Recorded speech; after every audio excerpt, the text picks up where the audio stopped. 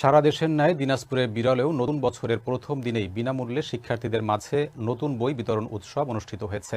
বিরল সরকারি pilot model উচ্চ বিদ্যালয়ে বই বিতরণ কার্যক্রমের উদ্বোধন করেন প্রধান অতিথি উপজেলা পরিষদের চেয়ারম্যান এ.কে.এম. মোস্তাফিজুর রহমান।